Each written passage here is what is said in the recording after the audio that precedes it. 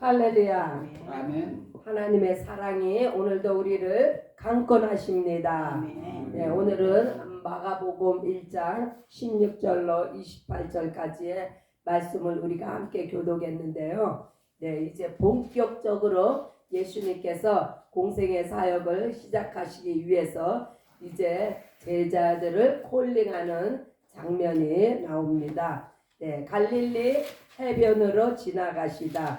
이 제자들을요, 네, 갈릴리 어부를 대상으로 해서 이제 예수님께서 이제 제자들을 부르시는데, 시몬과 그의 형제 안드레, 시몬이라 하면은 바로 베드로를 이야기하죠. 베드로와 안드레는 이렇게 형제지간이에요. 네, 저들이 바다에 금을 던지는 것을 보시니 저희는 어부라. 예수께서 가라사대 나를 따라오너라. 내가 너희로 사람을 낚는 어부가 되게 하리라.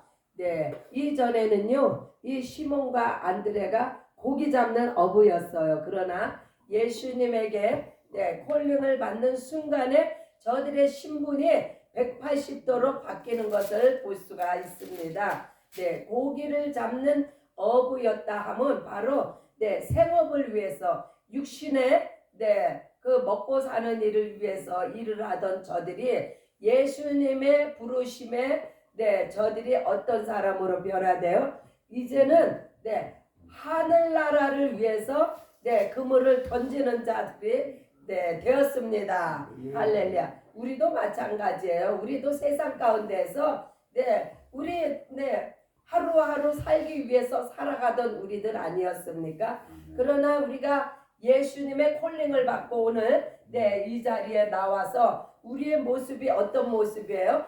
하늘나라를 확장하는 우리의 모습을 볼 수 있지 않습니까? 하나님의 사랑이 이렇게 우리를 강권하셨어요. 하나님의 사랑이 없으면 우리가 어떻게 예수님을 만날 수 있었겠습니까? 모든 것이 다 하나님의 사랑과 예수님의 은혜입니다. 할렐루야.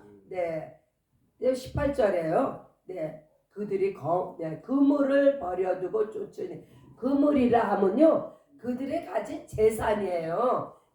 이 재산은 다 버리고 예수님을 따를 때는요, 지체하지 말아야 돼요. 예수님의 마지막 날 나팔 소리가 들릴 때 우리가 땅의 것에 연연하면 안 돼. 다 버리고 올라갑니다. 이 땅의 것은 아무것도 가지고 갈 거 없어요. 이 바로 제자들이 예수님의 부르시는 그 한 목소리에 자신들의 그 생업하던 그 재산 다 버리고 지금 예수님을 쫓지 않습니까? 이 모습은요, 우리들에게 주는 의미가 크다는 것을 아셔야 합니다. 마지막 때에 예수님께서 공중에 나팔 소리가 들릴 때 우리는 뒤도 돌아보면 안 돼요. 뒤 돌아보다가 멸망한 자가 있었죠. 누구죠? 소금 기둥 됐잖아요. 그 유황불이 떨어질 때 뒤돌아보지 말고 산으로 빨리 피신하라고 했는데 거기에 두고 온 그러면 뭐가 생각이 났겠죠. 돌아보는 순간에 그냥 멸망인 거예요. 우리도 이제는 더 이상 뒤를 돌아볼 수가 없습니다.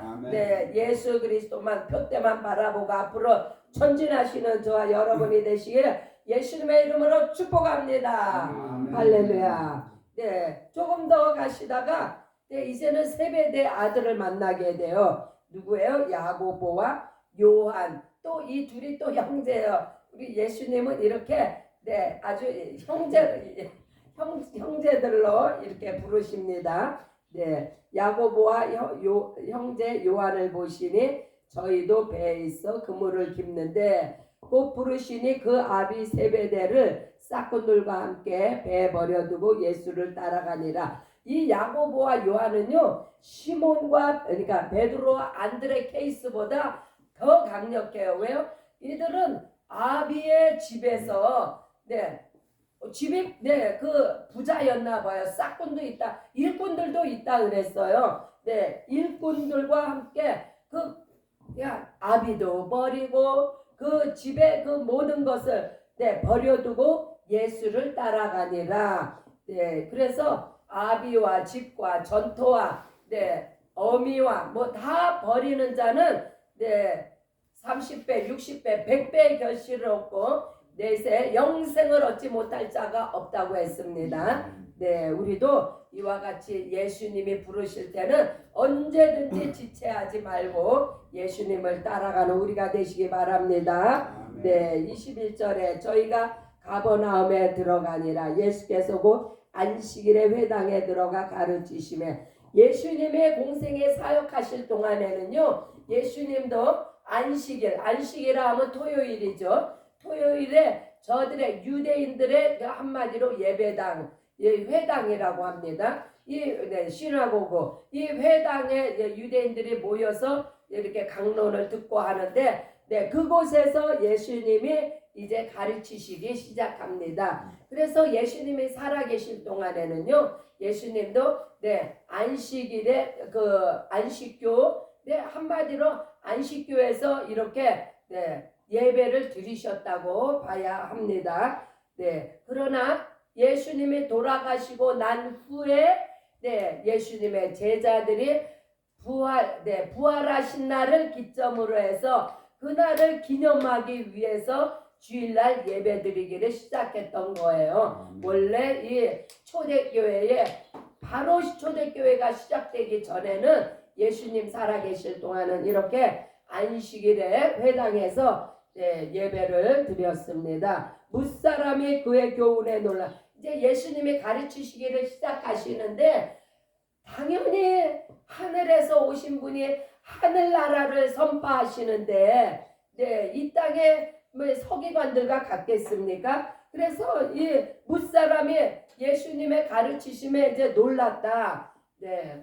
당연히 놀라는 게 너무나 당연하죠. 이때까지 서기관들은요, 땅의 것을 이야기했는데 예수님은 오셔서 무슨 이야기를 하셨어요? 하늘나라에 대한 이야기를 하셨습니다.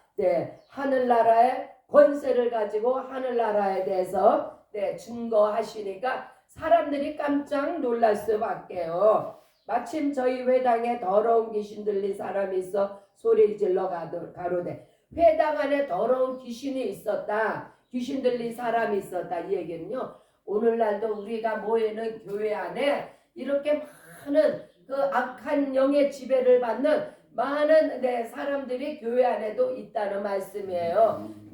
이런 분들이 교회에 나오는 것이 너무나 당연한 거고, 이분들이 나와서 하나님의 말씀을 듣고 예수님을 만나 치료를 받는 것이 너무나 당연한 거예요. 그러나 이때에도 회당에 더러운 귀신 들린 사람이 있어서 소리를 지릅니다. 나사렛 예수여, 우리가 당신과 무슨 상관이 있나이까? 그렇죠. 귀신은요, 예수님과 상관없어요. 누구하고 상관이 있어요? 사탄 마귀하고 그들의 쫄개니까. 그래서 그러나 이들도 영적인 존재이기 때문에 예수님이 누구신지를 너무나 정확하게 알고 있어요. 이 세상의 불신자들은요, 예수님이 누군지를 모르기 때문에 저렇게 세상 가운데서 방황하고 내가 나의 주인이다 하고 이렇게 살아가지만, 이 더러운 귀신은 예수님이 누군지를 압니다. 뭐라고 예수님을 고백을 합니까? 나는 당신이 누군 줄 아노니 하나님의 거룩한 자니다. 하나님의 아들이라는 것을 이 귀신도 알고 있는 거예요. 그러나 세상 밖의 불신자들은 예수님이 하나님의 아들이요 하나님이신 것을 모르기 때문에 저렇게 멋대로 맘대로 세상을 휘젓고 살아갑니다. 예수께서 꾸짖어 가라사대 잠잠하고 그 사람에게서 나오라 하시니, 어쨌든 귀신이 들렸든 악한 영에 씌었든 예수 앞에 나오면 치료를 받습니다. 그래서 예수님 앞에 나오는 것이 중요한 거예요. 내 상태가 어찌 되었든지 간에 예수님 앞에 나오셔서 치료받으시기를 예수의 이름으로 축복합니다. 26절 더러운 귀신이 그 사람으로 경련을 일으키게 하고 큰 소리로 지르며 나오는지라. 바로 예수님께서는요, 말씀으로 귀신을 다스리는 것을 볼 수가 있습니다. 그렇게 말씀으로 나오라 하니까 귀신이요 복종하는 거예요. 순종. 귀신도 예수님의 말씀에 복종하고 순종을 합니다. 네, 그러나 세상 밖의 사람들은요, 네, 너무나 불쌍해요. 귀신보다도 못해요. 이 마귀보다도 못해. 예수님이 누군지 알지도 못하고, 네, 예수님의 말씀에 증거되고 선포될 때 저들은요, 아모케이 하고, 네, 그냥 스쳐 지나갑니다. 예수님 앞에 나와야 자기들이 살 길이 열리는데 아직 하나님이 누구신지 진리가 무엇인지 아직 알지 못하는 저 불쌍한 영혼들을 위해 기도하며 전도합시다. 아멘. 네, 27절 다 놀라 서로 물어가로되 이는 어찌미뇨 권세 있는 새 교훈이로다. 네, 당연히 권세가 있죠. 하늘의 권세를 입고 이 땅에 오신 예수 그리스도는 하늘과 땅과 모든 땅 아래 모든 권세를 다 가지셔서 모든 무릎들이 다 예수 앞에 꿇는다고 했습니다. 네, 그러니 이 권세 있는 새 교훈이라고 놀라는 이들을 예수님께서 더러운 귀신을 명한즉 순종하는 혹여라도 이 자리에 더러운 귀신 나사렛 예수의 이름으로 명하노니 우리 텔몸에서 떠나갈지어다. 아멘. 이도 아멘 하셔야 돼. 그래야 더러운 귀신이 나가는 거예요. 아멘 하시기 바랍니다. 예수의 소문이 온 갈릴리 사방에 퍼지더라.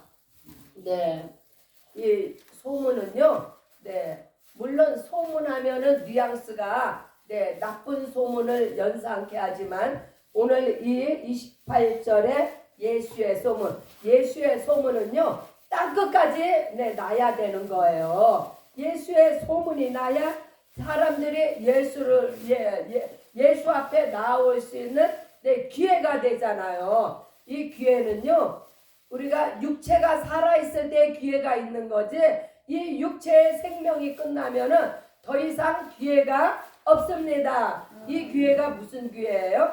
회개할 수 있는 기회. 회개를 해야 우리가 예수님을 진정으로 영접할 수 있습니다. 예수의 피로 죄 사함을 받을 수 있는 회개는요 바로 우리 육체가 살아있는 동안에 기회가 있다는 거예요. 우리 육체가 끝나면요 이제 더 이상 소용이 없는 거예요. 기회는 문은 구원의 문이 닫혀버리는 거예요. 그래서 우리가 육체가 살아있는 동안에 예수께로 나와야 되는 모든 이들을 놓고 기도하며 저들을 전도하는 데에 열심을 내시기 바랍니다. 할렐루야. 그래서 예수의 소문이요 어디에 퍼졌어요? 예수님이 갈릴리에서 지금 제자들을 지금 콜링하고 하셨잖아요.